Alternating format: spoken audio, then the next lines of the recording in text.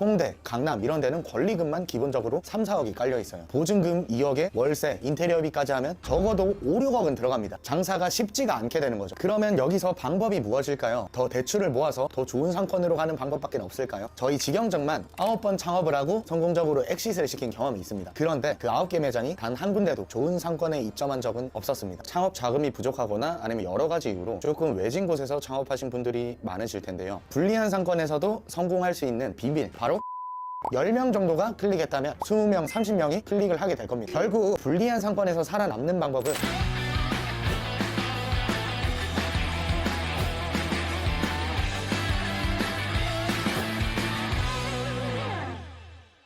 네, 안녕하세요. 마코장입니다. 오늘은 구독자분들을 위해서 작은 선물을 준비했습니다. 창업 자금이 부족하거나 아니면 여러 가지 이유로 조금 외진 곳에서 창업하신 분들이 많으실 텐데요. 불리한 상권에서도 성공할 수 있는 비밀, 비결을 한번 말씀드리도록 하겠습니다. 아마 중간에 나가시는 분들은 크게 후회하시게 될 겁니다. 이거 정말 제 꿀팁이거든요. 먼저 불리한 상권이란 뭘까를 먼저 정의를 한번 내려봐야 될 것 같은데요. 반대로 그러면 유리한 상권은 뭘까요? 좋은 상권은 이제 유동인구가 많은 상권을 뜻하죠. 유동인구가 많으면 우리 가게가 노출될 확률이 높고 그만큼 잠재 고객이 많다는 의미입니다. 내가 아무것도 하지 않아도 유리한 상권에 들어가 있으면 우리 매장의 간판과 우리 매장의 외관이 노출될 가능성이 많은 거죠. 걸어가다가 여기 이런 가게가 있네 하고 들어올 가능성이 많은 겁니다. 그렇기 때문에 가격이 비싼 거죠.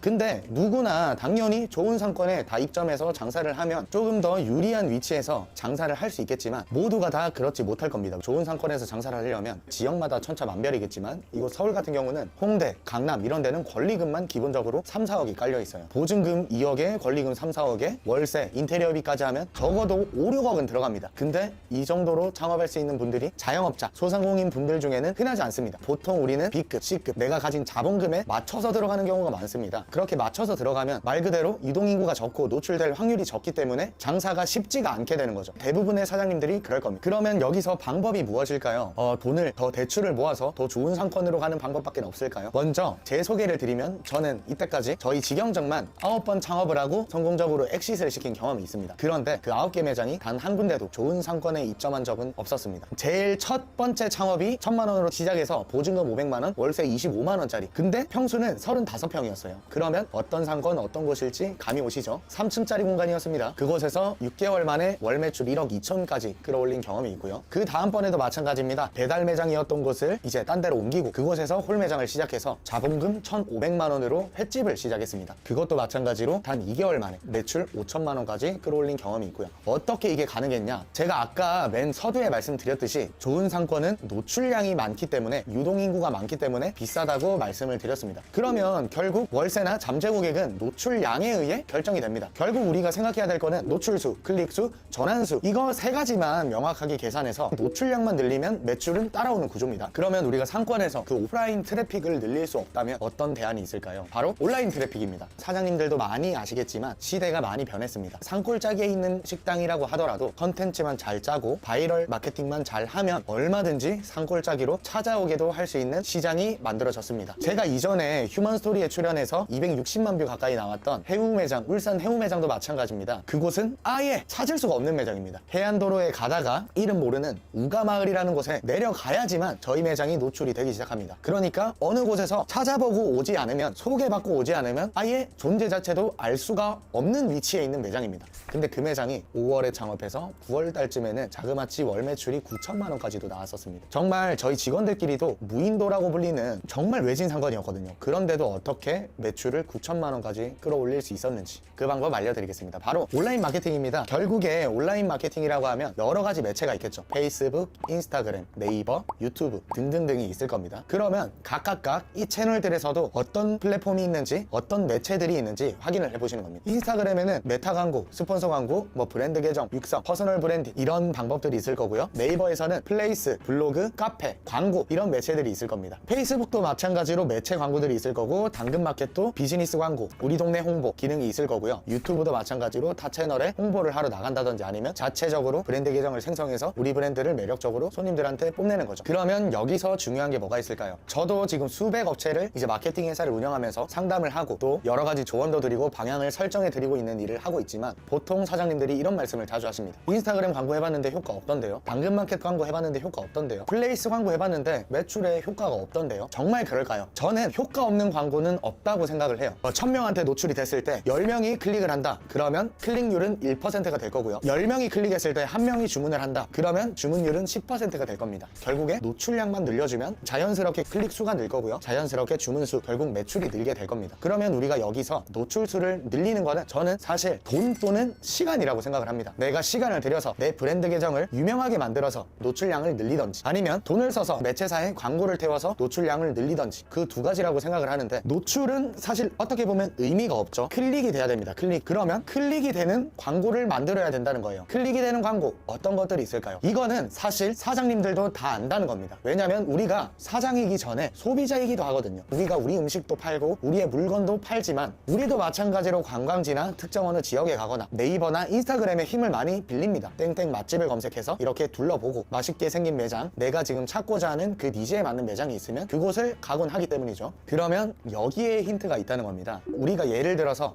강남 맛집을 검색을 한다고 생각을 해볼게요. 네이버에 검색을 했다고 가정해보겠습니다. 그러면 플레이스에 쭉 항목들이 뜰 겁니다. 그러면 사장님들 1위부터 20위 또는 30위까지 하나하나 다 눌러보시나요? 아닐 겁니다. 여기에서 눌러보는 매장이 있을 거고 그냥 관심 없이 쑥 스쳐 지나가는 매장이 있을 겁니다. 그러면 거기서 눌러보는 거는 왜 눌러봤고 안 누른 거는 왜 안 눌렀는지 그것을 파악해볼 필요가 있습니다. 플레이스 메인에 보면 첫 번째, 두 번째 광고가 뜰 거고요. 먼저 상호명, 그 다음에 쿠폰 예약, 배달, 톡톡, 스마트콜, 녹색깔로 어떤 네이버의 서비스를 등록해놨는지가 훈장처럼 뜨고요. 그 다음이 업종이 뜹니다. 그 다음 밑에 칸에는 이제 쿠폰명이 지금 노출이 되고 있죠. 그 밑에는 이제 영업 중인지, 그 다음에 리뷰수, 주소 그렇게 뜨고요. 바로 밑에 가장 많은 면적을 차지하는 처음 대표 사진 2개가 뜨고 나머지는 손님들이 남겨주신 리뷰 사진들이 쭉 나열됩니다. 그 밑에 한 칸에는 영수증 리뷰가 요약돼서 하나가 노출되게 되죠. 사진은 이렇게 넘기면 몇 장이 넘어가고요. 영수증 리뷰도 마찬가지로 넘기면 몇 개가 넘어갑니다. 그러면 여기서 우리가 클릭을 하기 전 단계에서 노출 단계에서 보여주는 거는 딱 제가 말씀드린 이 부분이 답니다. 이거에 대한 자세한 방법들은 이 다음에 한번 시간을 만들어서 자세하게 한번 설명을 드리도록 하고요. 이렇게 세세하게 하나하나를 이제 매력을 줘야 되는데 모두가 뻔하게 다 들어가 보면 다 맛있다. 몇 년 전통에 우리는 신선한 재료로 만든다. 뻔한 얘기들을 한다는 거죠. 쿠폰도 마찬가지로 알림받게 하면 음료 캔 하나, 사이드 하나 너무 진부하다는 거죠. 결국에 그 컨텐츠가 정말 참여하고 싶은 그리고 참여하고 쉽게 만들어야 되고 가격이 저렴하거나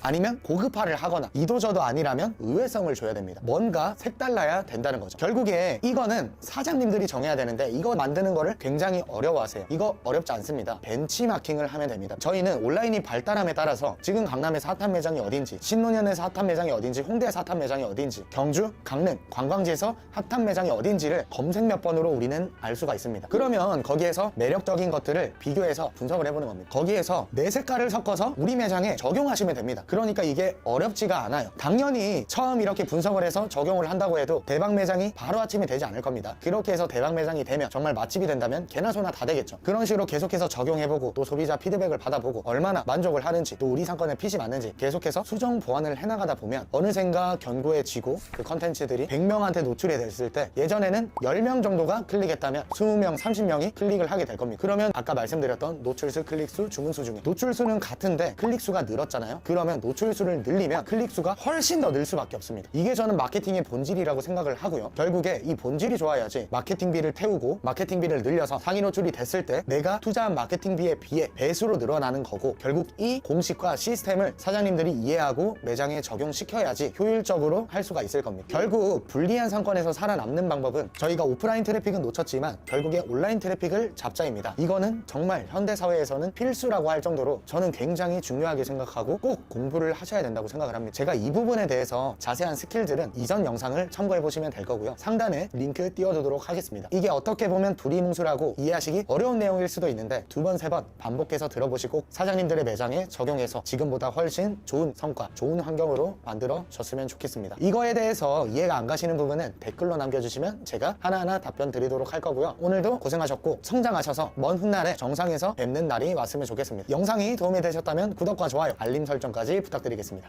그러면 감사합니다.